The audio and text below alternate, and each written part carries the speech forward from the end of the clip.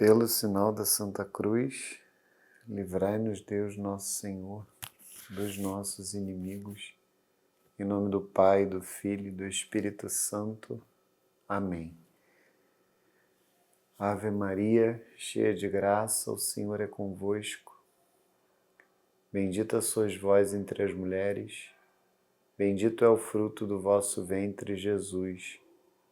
Santa Maria, Mãe de Deus, rogai por nós, pecadores, agora e na hora de nossa morte. Amém. Santo anjo do Senhor, meu zeloso guardador, se a ti me confiou a piedade divina, sempre me rege e guarda, governa e ilumina. Amém.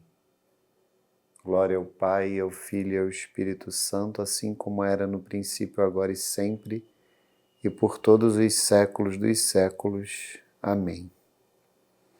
Nossa Senhora Auxiliadora, glorioso e castíssimo São José, rogai por nós. São Tomás More e São João Bosco, rogai por nós. São Pio X e São João Paulo II, rogai por nós. Em nome do Pai, do Filho e do Espírito Santo. Amém. Hoje nós continuaremos as nossas catequeses sobre a doutrina social da Igreja, com base sempre nesse documento aqui no compêndio da doutrina social da Igreja. No caso aqui eu utilizo essa edição da Paulinas, né, da editora Paulinas. Na aula passada nós tratamos da introdução do compêndio, falamos do humanismo integral e solidário que é proposto pela Santa Igreja nesse compêndio da doutrina social e na sua doutrina social como um todo. É importante dizer, ainda vamos tratar do que é a doutrina social propriamente dita. Eu já tenho falado isso em algumas pinceladas, digamos assim, mas é importante dizer que a doutrina social da Igreja, ela evidentemente vem desde o Evangelho, ela vem desde nosso Senhor Jesus Cristo, ela está presente no ensinamento dos apóstolos, depois dos ensinamentos de Nosso Senhor, ela está presente no ensinamento dos apóstolos, está presente no ensinamento dos padres da Igreja, dos santos doutores. A doutrina social da Igreja, ela perpassa todos os 2000 anos de história da Santa Igreja Católica. Contudo, é inegável que há uma feição mais moderna ou própria desses tempos atuais da doutrina social da Igreja, que é assumida a partir da carta encíclica Rerum Novarum do Papa Leão XIII.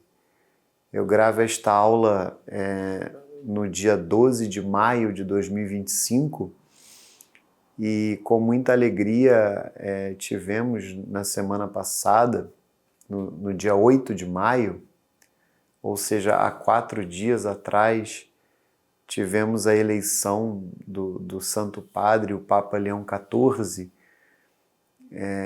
agostiniano, como eu também humildemente me considero agostiniano por pertencer desde sempre à paróquia Santo Agostinho, na Barra da Tijuca, aqui no Rio de Janeiro, uma paróquia confiada à Ordem dos Agostinianos Recolhidos, que não é a Ordem do Santo Padre, o Papa Leão XIV, ele é da Ordem de Santo Agostinho, mas nós poderíamos dizer que é da mesma família religiosa.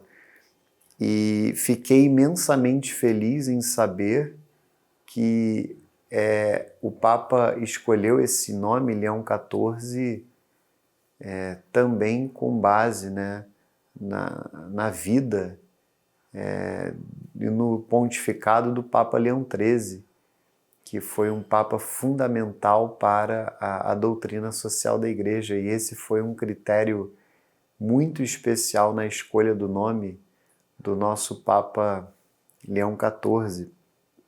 E isso mostra o quão importante é a doutrina social da Igreja e como ela terá também um protagonismo neste novo pontificado, como já tem acontecido em todos os pontificados desde o Papa Leão XIII. É isso que eu gostaria de salientar aqui.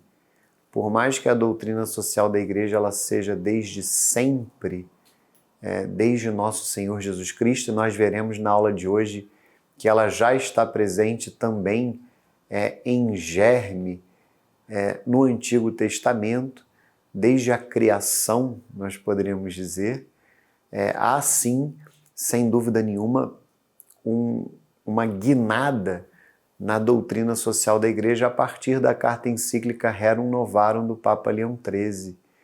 E no seu pontificado, em todos os pontificados posteriores, a Igreja, de alguma forma, renova com novas forças o seu ensinamento em matéria social. E o que nós vamos tratar na aula de hoje, a partir do compêndio, justamente na sua primeira parte, depois da introdução, há um ensinamento de ordem mais teológica. Nesta primeira parte tem até aqui um destaque da carta encíclica Centésimos Anos de São João Paulo II, no seu parágrafo 55, diz São João Paulo II: a dimensão teológica revela-se necessária para interpretar e resolver os problemas atuais da convivência humana. Isso é muito belo. Eu falava a respeito da aula passada, não se trata, evidentemente, de um humanismo ateu ou agnóstico ou pagão. Trata-se de um humanismo católico, evidentemente, que coloca Deus em primeiro lugar.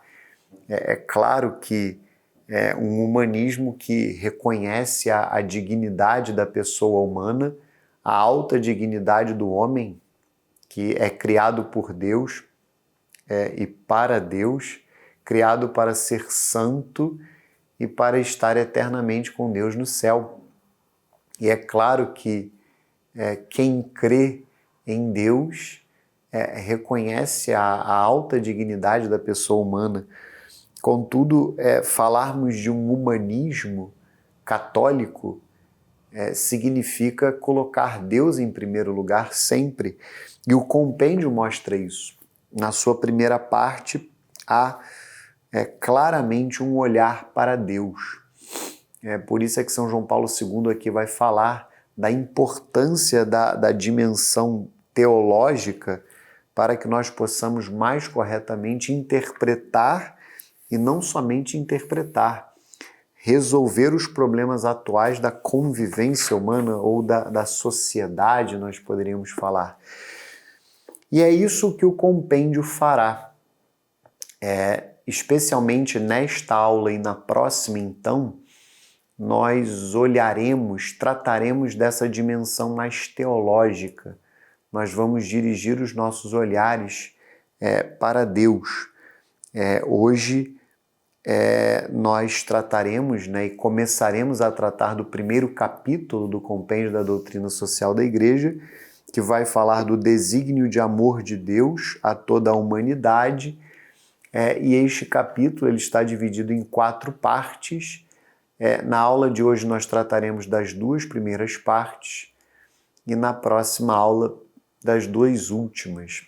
E essas 2 primeiras partes elas falam exatamente do Antigo Testamento e do Novo Testamento. Na próxima aula nós já entraremos no tempo da Igreja, digamos assim. Nós entraremos nessa dimensão teológica a respeito da Santa Igreja Católica. Vamos aqui então para essa primeira parte desta aula, que fala do Antigo Testamento, fala especificamente do agir libertador de Deus na história de Israel. Nós poderíamos dizer o agir libertador de Deus na história do mundo, na história do homem, ou mesmo na história da salvação, como se designa o Antigo Testamento, a história da salvação que tem início na criação e vai até a encarnação de nosso Senhor Jesus Cristo, Deus que se fez homem no ventre de Nossa Senhora. O tempo da igreja ele começa justamente na encarnação e vai até a parousia. O tempo da igreja, então, ele está compreendido entre a primeira vinda e a segunda vinda de nosso Senhor Jesus Cristo. E essa parte relacionada ao Antigo Testamento, ela tem aqui como um primeiro item a proximidade gratuita de Deus. Como eu tenho feito, vamos ler aqui o que o compêndio traz para nós nesse parágrafo 20, e aí depois eu comentarei. Toda autêntica experiência religiosa, em todas as tradições culturais, conduz a uma intuição do mistério que não raro chega a divisar alguns traços do rosto de Deus. Ele aparece, por um lado, como origem daquilo que é, como presença que garante aos homens socialmente organizados as condições básicas de vida, pondo à disposição os bens necessários. Por outro lado, como medida do que deve ser, como presença que interpela o agir humano tanto no plano pessoal como no social, sobre o uso dos mesmos bens nas relações com os outros homens. Aí no parágrafo 21, sobre o pano de fundo compartilhado em variada medida da experiência religiosa universal, emerge a relação que Deus faz progressivamente de si próprio a Israel. Ela responde à busca humana do divino de modo inopinado e surpreendente, graças aos gestos históricos pontuais e incisivos nos quais se manifesta o amor de Deus pelo homem. Vejam que aqui há claramente um indicativo, né, dessa busca do homem por Deus. O homem que por natureza é capaz de Deus, como está lá no início do Catecismo da Igreja Católica, o Catecismo de São João Paulo II, o homem que por natureza ele tem esse desejo de Deus nele mesmo. Então o que o compêndio fará aqui é salientar essa busca natural do homem por Deus e uma busca que acaba por se manifestar nessas duas vertentes tão importantes da revelação de Deus, que são a fé e a moral. O que o compêndio vai dizer é que em todas as experiências religiosas sérias, nós temos, em maior ou menor grau, essa presença dessas duas vertentes. É óbvio que a revelação divina, a verdade integral sobre Deus e sobre o homem, está apenas na fé católica. Contudo, isso começa também no que se refere à fé católica no Antigo Testamento, na revelação que Deus faz ao homem. Mas o que o compêndio vai divisar são essas duas vertentes. Deus, ele se revela, ele revela a ele mesmo, ele revela também o homem a si mesmo, ele revela também o mundo, ou a criação, melhor dizendo. Tudo isso é revelado ao homem e nós poderíamos então divisar esse primeiro aspecto da revelação, que é a fé. é o depósito da fé. No nosso caso, o que nós professamos no credo, ali está, claro que há toda uma segmentação, há todo um aprofundamento que deve ser feito a partir dos 12 artigos da nossa fé, uma série de dogmas que não estão tão claros e expressos no credo, mas que decorrem dele.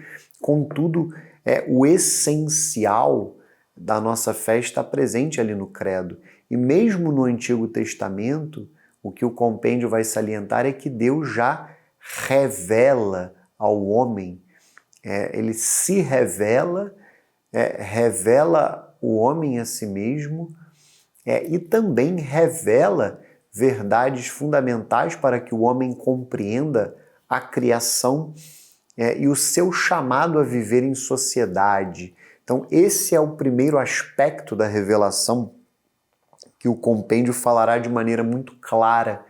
E o segundo aspecto é a moral, é o agir do homem, o homem que é chamado a agir retamente, a agir segundo a santa vontade de Deus. Isso também está dentro, integra o depósito da fé.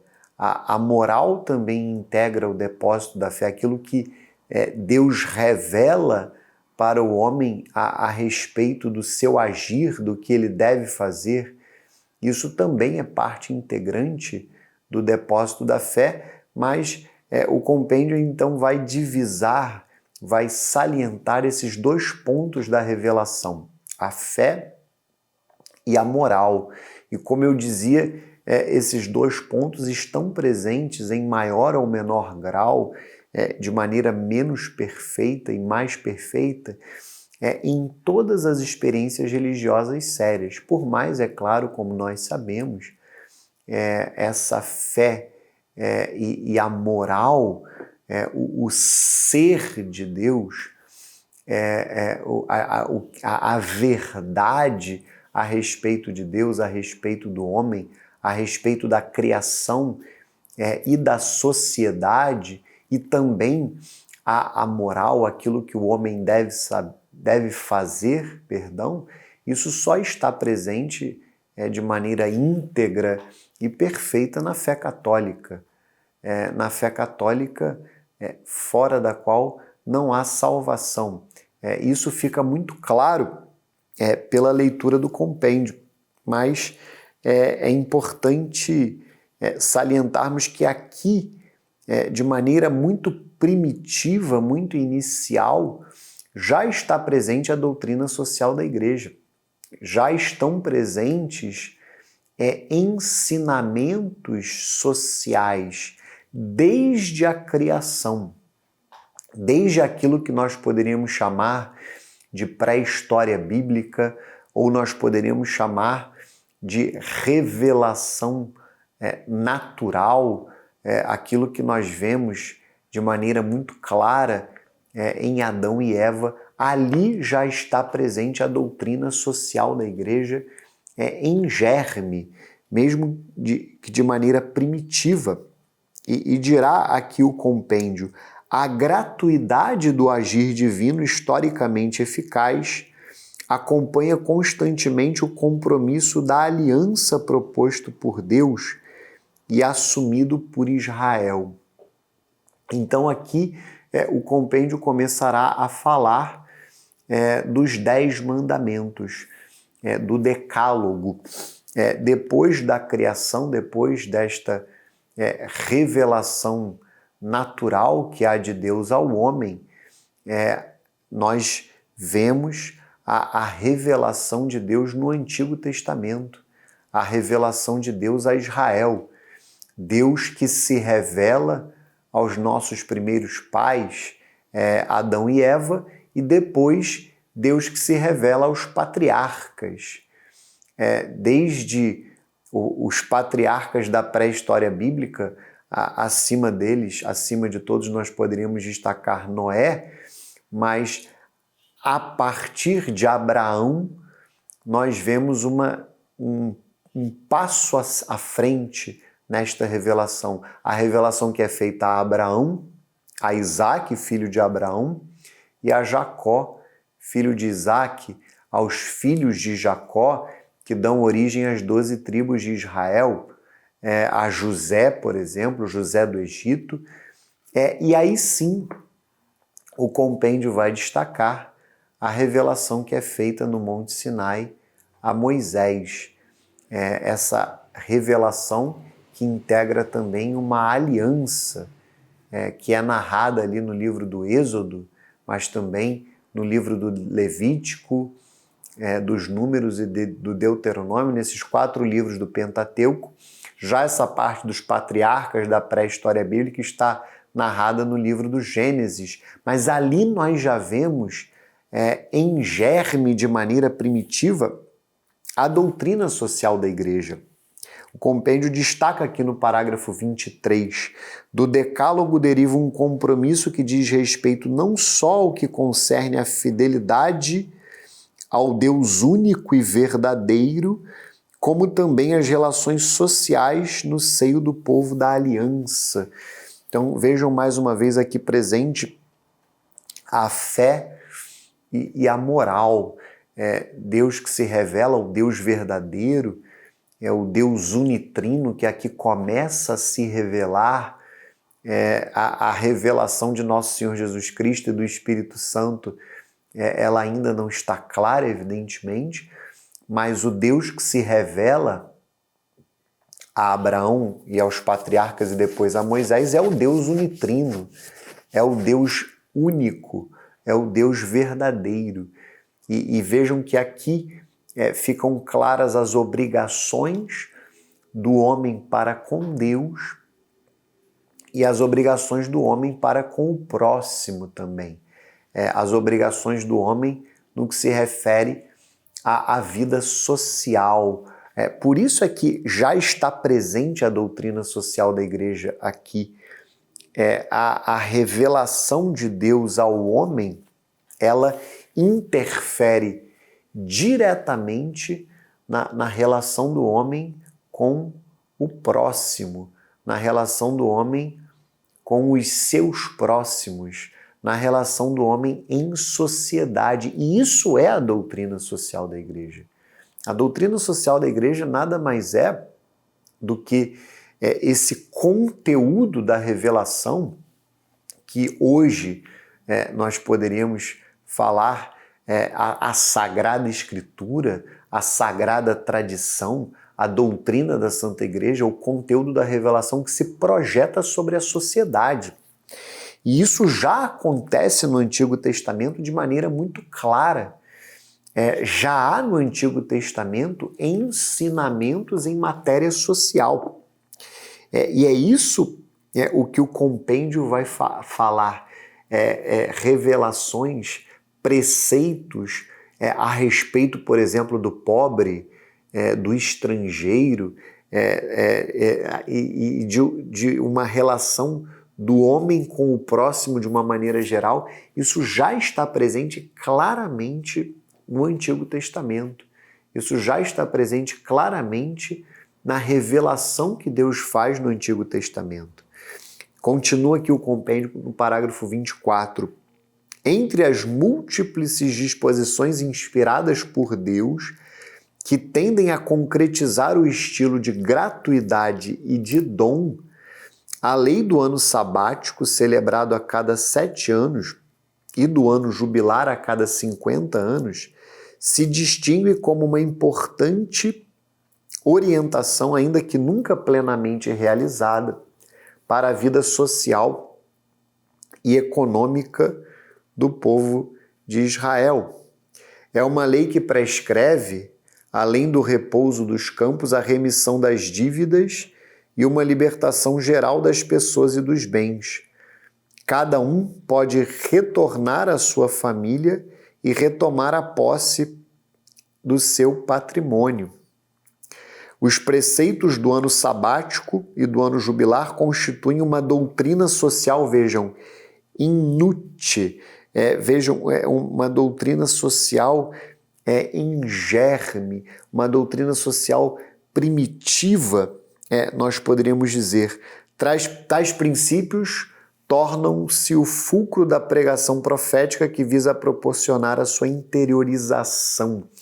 Vejam que é muito comum no Antigo Testamento, e isso é muito claro na pregação profética, como diz o compêndio, e eu também acrescentaria nos livros sapienciais, nos Salmos especialmente, mas não somente nos Salmos, nós vemos isso muito claramente em livros como no Eclesiástico, como esses preceitos, esse ensinamento social, muitas vezes é descumprido, como acontece ainda hoje, evidentemente, muitas vezes descumprido pelo povo escolhido, pelo povo eleito, pelo povo de Israel, que nada mais é que uma prefiguração da Santa Igreja Católica, e é o que nós vemos ainda hoje. Muitas vezes os fiéis católicos não vivem de acordo com a fé que professam. E isso tanto se nós olharmos para a moral sob uma ótica individual, mas também sob uma ótica social. Muitas vezes nós não vivemos, não temos uma vida que esteja de acordo com a fé que nós professamos. E isso é um grande problema.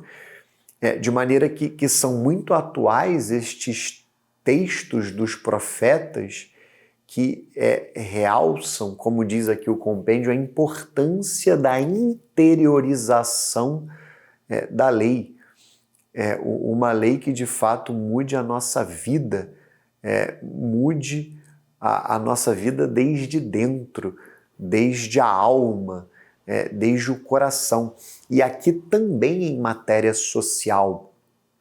O compêndio ele salienta essas duas leis próprias ali do Pentateuco, as leis a respeito do ano sabático e do ano jubilar, e como elas têm um conteúdo social muito claro. E num segundo momento, ainda sobre o Antigo Testamento, depois de nós termos falado a respeito da proximidade gratuita de Deus, Deus que nos cria do nada e nos dá o ser, Deus que nos dá todos os bens necessários para a nossa salvação. Aqui também salta aos olhos este princípio que nós falaremos adiante da destinação universal dos bens. Deus que cria o homem, tira o homem do nada, como eu falava, dá o ser, e também destina a universalidade dos bens, a universalidade dos homens, como um dom gratuito. Então nós temos a vida, o ser, como dom gratuito de Deus, mas temos também os bens. Os bens são dons gratuitos de Deus para a nossa salvação, para que nós possamos cumprir com a nossa vocação maior, que é a santidade e a vida eterna com Deus no céu. E o segundo ponto aqui dessa parte do Antigo Testamento vai falar justamente o princípio da criação e agir gratuito de Deus. Depois de salientar a importância do decálogo, dos 10 mandamentos, que o compêndio vai chamar de uma expressão privilegiada da lei natural, o compêndio vai falar agora da criação. Os 10 mandamentos são a lei natural, como diz Santo Agostinho, que Deus inscreveu ou escreveu em tábuas de pedra, porque o homem não conseguia ler estas verdades nos seus próprios corações. Verdades acessíveis à razão humana, todas elas, mas que por conta do pecado, o pecado obscurece a nossa razão, nós não conseguimos ler estas verdades nos nossos corações, no nosso íntimo, na nossa consciência, nas almas, nas nossas almas. Então Deus ele se revela ao homem, como dizíamos, a fé, e ele revela ao homem também a sua santa vontade, o que o homem deve fazer. Então tem aqui o ser, nós poderíamos dizer, o ser, a fé, e também o dever ser, a moral. E a respeito da criação dirá o compêndio, aqui nos parágrafos 26 e 27. A reflexão profética, como eu dizia, e sapiencial, atinge a manifestação primeira e a própria fonte do projeto de Deus sobre toda a humanidade, quando chega a formular o princípio da criação de todas as coisas por parte de Deus. No agir gratuito de Deus Criador encontra expressão o sentido mesmo da criação, ainda que obscurecido e distorcido pela experiência do pecado. Então, pelos relatos da criação, os dois relatos da criação, especialmente, que nós vemos no livro do Gênesis, muitas verdades de fé ficam muito claras. Como eu falava, o homem que foi criado à imagem e semelhança de Deus, o homem que é chamado a ser o príncipe, o rei da criação, o homem que é chamado a administrar os bens da criação, os bens que são dados, que são criados para o homem. Apenas o homem é criado por si mesmo, apenas o homem é criado por Deus e para Deus. Os demais bens são criados para o homem, por amor de Deus, para o homem, para a nossa salvação, para que nós cumpramos essa vocação maior da santidade, a vocação maior do céu. E a própria experiência do pecado, dirá o compêndio, ela mostra como no início havia uma ordem, esse estado em que o homem é criado de justiça e santidade originais. No princípio havia uma ordem na relação do homem com Deus, que é a relação mais fundamental, na nossa relação conosco mesmos. Então havia uma ordem na relação do homem consigo mesmo. Havia também uma ordem na relação do homem com o próximo. Nós vemos isso muito claramente em Adão e Eva, e também uma ordem na relação do homem com a criação. E tudo isso é comprometido por conta do pecado. Então, aqui nós vemos que o grande problema social é o pecado. O pecado, ele é a origem de todos os problemas sociais, de todas as desordens que nós vemos na sociedade.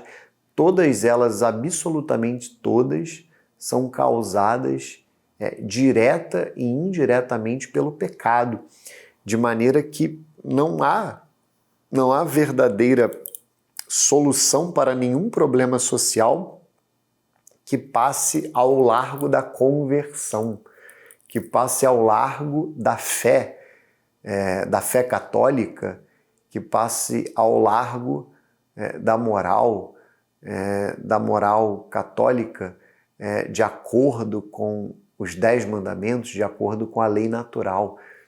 Não há solução para nenhum problema social fora disso.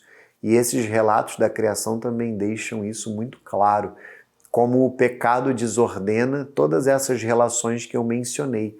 A relação do homem com Deus, a relação do homem consigo mesmo, a relação do homem com o próximo, a relação do homem com a criação. As relações sociais, elas são desordenadas pelo pecado. As relações sociais, elas são desordenadas por conta dessa desobediência do homem para com Deus. De maneira que, para restaurar a ordem na vida social, a primeira relação a ser restaurada é a relação do homem com Deus. É a conversão do homem pecador. O homem pecador que se converte e se volta para Deus. E a segunda parte da aula já vai falar de nosso Senhor Jesus Cristo. Nosso Senhor Jesus Cristo, que é o cumprimento do desígnio de amor do Pai. Nosso Senhor Jesus Cristo, que é a plenitude da revelação divina. Como diz São João da Cruz, naquela citação belíssima que está no Catecismo da Igreja Católica, em nosso Senhor Jesus Cristo, Deus falou tudo que Ele tinha para dizer. Ele é a palavra definitiva do Pai, Ele é o Verbo que se fez carne, Deus que se fez homem, Ele é de fato a revelação definitiva na plenitude dos tempos. O compêndio aqui, essa segunda parte também está dividida em duas partes. Na primeira, o título é Em Jesus Cristo cumpre-se o evento decisivo da história de Deus com os homens. A benevolência e a misericórdia que inspiram o agir de Deus e oferecem a sua chave de interpretação tornam-se tão próximas do homem a ponto de assumir os traços do homem Jesus, o Verbo feito carne.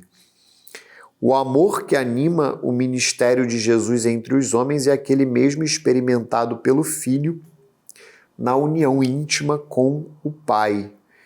Reconhecer o amor do Pai significa para Jesus inspirar a sua ação na própria gratuidade e misericórdia de Deus, geradoras de vida nova, e tornar-se assim com a sua própria existência exemplo e modelo para os seus discípulos.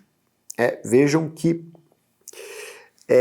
nosso Senhor Jesus Cristo, Ele revela Deus para nós, revela Deus na sua plenitude.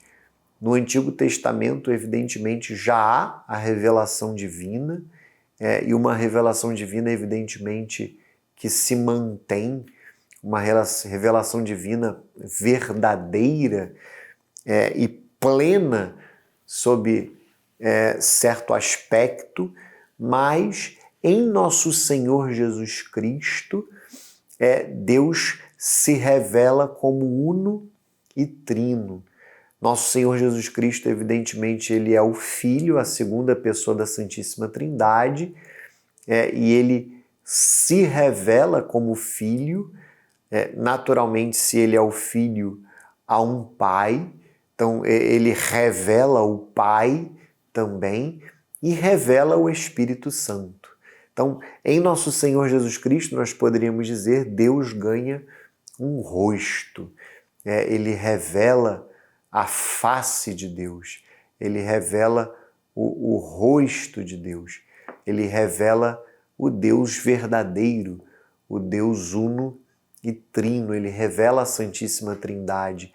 E ao mesmo tempo, e é isso que o compêndio dirá, Ele revela o homem a si mesmo.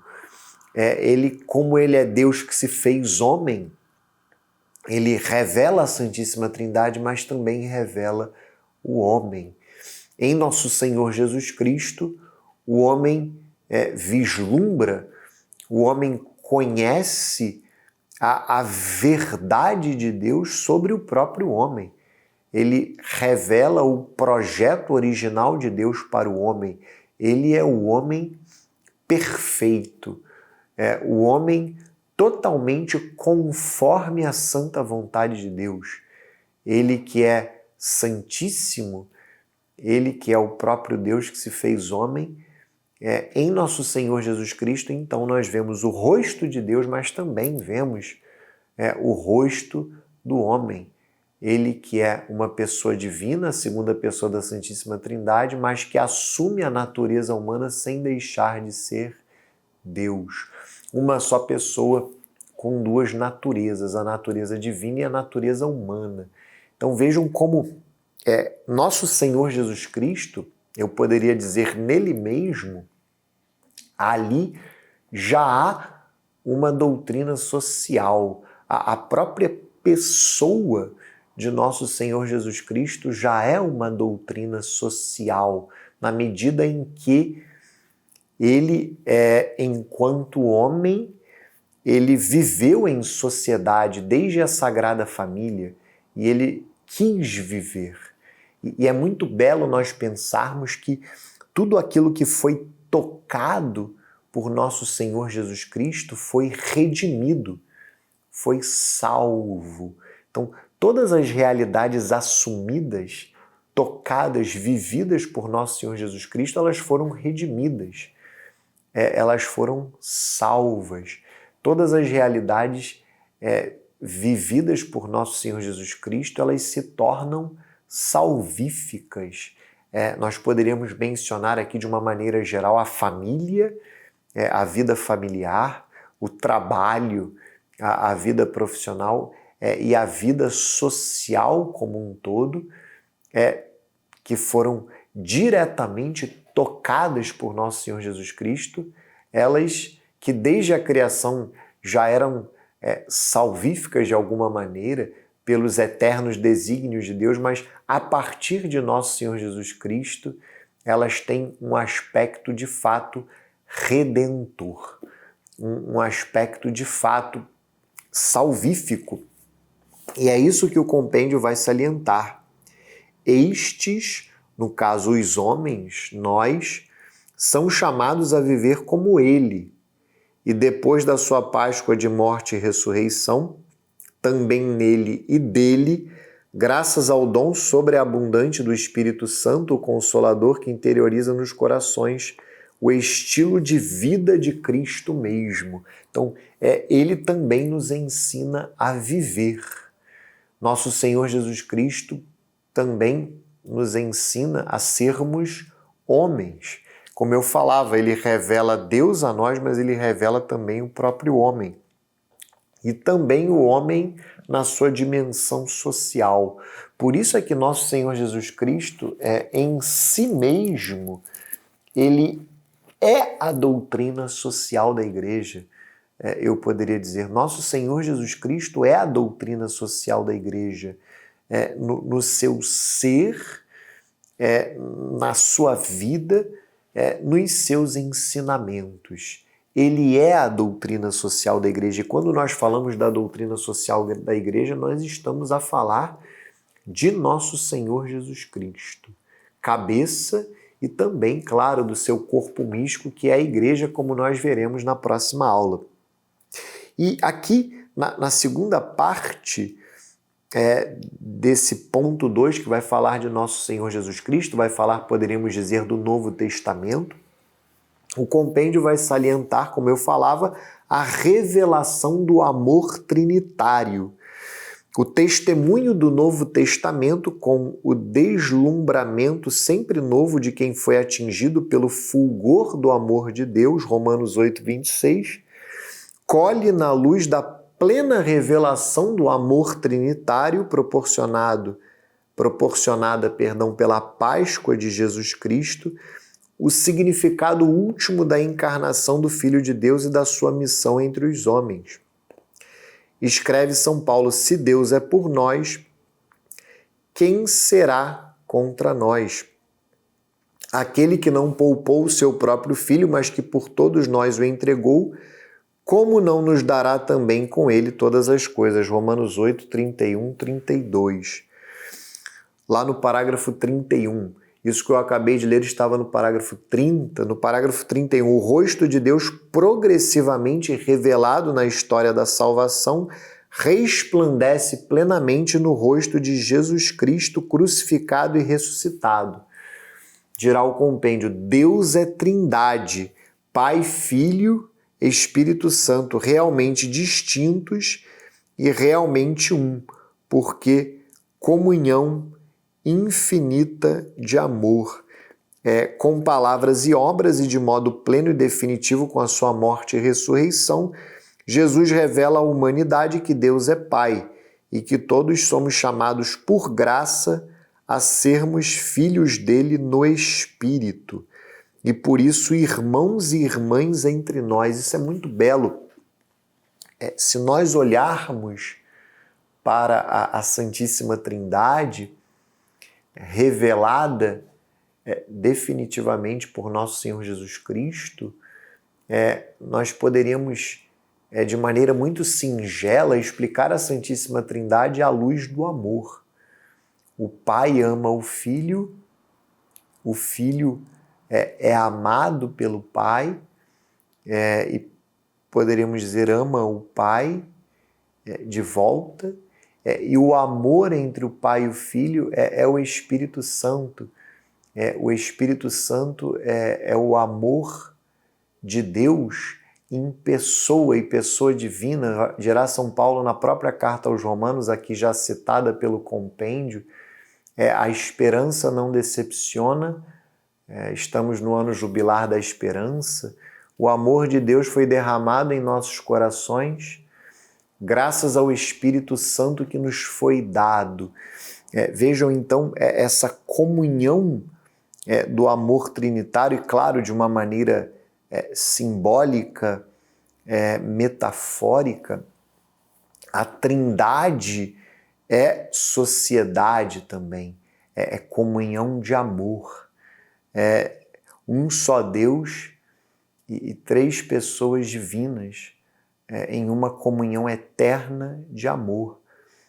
Aqui está um sinal muito claro: Deus é amor, como diz São João na sua primeira carta, um sinal muito claro do que deve ser a vida social.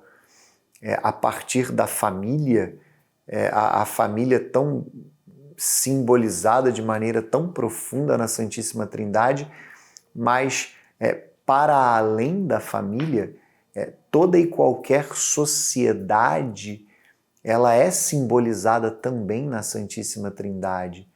Toda e qualquer sociedade deve ser uma comunhão de amor. As empresas, as associações, as organizações, todas as sociedades intermediárias, poderíamos utilizar esse termo, até a sociedade civil, intermediárias porque estão entre a família, que é a sociedade base, a sociedade mais básica, a primeira sociedade, até a sociedade civil, até essa sociedade que é a mais perfeita de todas, porque é na sociedade civil que o homem ele consegue alcançar o bem comum, ele consegue alcançar a perfeição, aquilo que é possível de perfeição nesta vida, evidentemente. Não estou a falar aqui da santidade, da vida eterna com Deus no céu, perfeição com P maiúsculo, mas é na sociedade civil que o homem consegue alcançar o bem comum. E sob esse aspecto, a sociedade civil ela é a mais perfeita de todas. E isso é muito importante, por mais que, é claro, a família tenha todo um protagonismo na vida social e pelo princípio de subsidiariedade que nós vamos ainda estudar, a família ela deve ser protegida, ela deve ser resguardada. Mas, como eu dizia, todas essas sociedades, desde a família, passando pelas sociedades intermediárias até a sociedade civil, elas são chamadas a ser uma comunhão de amor. Por isso é que a revelação da Santíssima Trindade também nós poderíamos dizer, uma doutrina social. O homem ele foi criado por Deus por amor e foi criado por Deus para amar. O amor é a vocação mais inata do homem. Se nós falamos que o homem é chamado à santidade, o que significa isso de uma maneira simples? Amar a Deus sobre todas as coisas e ao próximo como a si mesmo, por amor a Deus.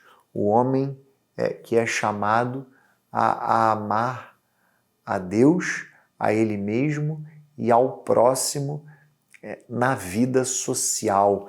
Vejam, a Santíssima Trindade, a revelação da Santíssima Trindade, a revelação de Deus como uno e trino já é uma doutrina social, o chamado do homem ao amor, a exemplo de Deus que é amor. Contemplando a inefável gratuidade, lá no parágrafo 32, e a sobreabundância do dom divino do Filho por parte do Pai, que Jesus ensinou e testemunhou doando a sua vida por nós, o apóstolo predileto do Senhor daí aufere o profundo sentido e a mais lógica consequência. Caríssimos, se Deus assim nos amou, também nós devemos amar-nos uns aos outros. Ninguém jamais viu a Deus. Se nos amarmos mutuamente, Deus permanece em nós e o seu amor em nós é perfeito. 1 João 4, versículos 11 e 12. E para fechar no parágrafo 33, o mandamento do amor recíproco que constitui a lei de vida do povo de Deus deve inspirar, purificar e elevar todas as relações humanas na vida social e política. Humanidade significa chamada à comunhão interpessoal, porque a imagem e semelhança do Deus Trinitário são a raiz de todo o ethos humano, cujo vértice é o mandamento do amor. Essa é uma citação de São João Paulo II na Carta Apostólica Mulieris Dignitatem, a respeito da dignidade da mulher. E aqui, claro, ele fala nessa parte específica sobre a humanidade de uma maneira geral, sobre o homem, o ser humano, o homem de uma forma geral. Vejam então que a revelação de Deus como uno e trino também revela ao homem a sua vocação para o amor. E um aspecto que o compêndio falou várias vezes aqui nas partes que eu li, e eu ressalto agora, é a importância fundamental, não apenas, entre aspas, da encarnação de Nosso Senhor Jesus Cristo, desse acontecimento da encarnação, Deus que se fez carne, mas também do chamado mistério pascal, paixão, morte, ressurreição e ascensão de Nosso Senhor Jesus Cristo. Na paixão, na morte, na ressurreição de Nosso Senhor, nós vemos ali manifestado o amor de Deus por nós. No sacrifício redentor de Nosso Senhor Jesus Cristo está presente, está latente o amor de Deus. O amor de Deus por nós. E mais uma vez, a nossa vocação para o amor, a nossa vocação para o sacrifício, a nossa vocação para nos entregarmos uns aos outros. É através também da nossa paixão, da nossa morte, do nosso sacrifício, que chegaremos à ressurreição e à ascensão, que chegaremos ao céu, que chegaremos à vida eterna com Deus no céu.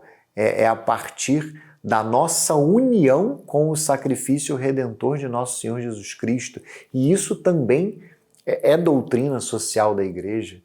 O mistério pascal, tanto o mistério do Natal, da encarnação do Verbo, o Verbo que se fez carne no ventre de Nossa Senhora, e o mistério pascal, paixão, morte, ressurreição e ascensão de Nosso Senhor Jesus Cristo, estes dois mistérios são uma doutrina social, integram de maneira plena, eu diria, e por isso São João Paulo II vai falar da importância da dimensão teológica na doutrina social da Igreja. Tudo deve começar em Deus e terminar em Deus. Os mistérios da encarnação e o mistério pascal, o mistério do Natal e o mistério da Páscoa também são doutrina social. Nosso Senhor Jesus Cristo se encarnou para dar a sua vida por nós. Nós somos chamados a dar a vida uns pelos outros. Encerro aqui com aquela passagem maravilhosa do Evangelho: o Filho do Homem não veio para ser servido, mas para servir e dar a sua vida em resgate de muitos. Esse é o nosso chamado a partir do exemplo de nosso Senhor Jesus Cristo. Na aula que vem nós vamos continuar a tratar dessa dimensão teológica da doutrina social da Igreja, mais particularmente falaremos da pessoa humana no desígnio de amor de Deus. Então partiremos de Deus e chegaremos ao homem, e também falaremos do desígnio de Deus e missão da Igreja.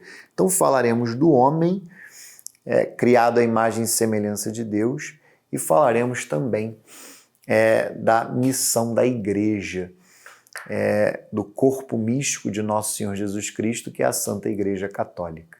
Entreguemos para Nossa Senhora os frutos desta catequese do mês de maio, mês em que celebramos no início do mês, no dia 1º de maio, São José Operário, mês também dedicado de forma especialíssima a Nossa Senhora. Inclusive, dia 24 de maio é o dia da nossa padroeira, Nossa Senhora Auxiliadora.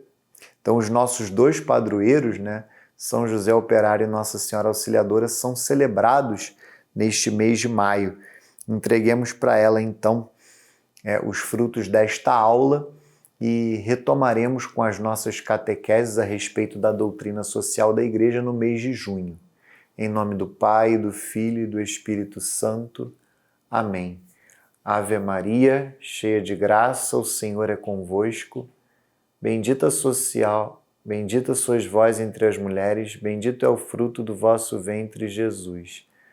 Santa Maria, Mãe de Deus, rogai por nós, pecadores, agora e na hora de nossa morte. Amém. Santo anjo do Senhor, meu zeloso guardador, se a ti me confiou a piedade divina, sempre me rege e guarda, governa e ilumina. Amém. Glória ao Pai, ao Filho e ao Espírito Santo, assim como era no princípio, agora e sempre, por todos os séculos dos séculos. Amém. Nossa Senhora Auxiliadora, rogai por nós. São José Operário, rogai por nós. São Tomás More e São João Bosco, rogai por nós. São Pio X e São João Paulo II, rogai por nós. Em nome do Pai, do Filho e do Espírito Santo. Amém. Fiquem com Deus e até a nossa próxima catequese sobre a doutrina social da Igreja.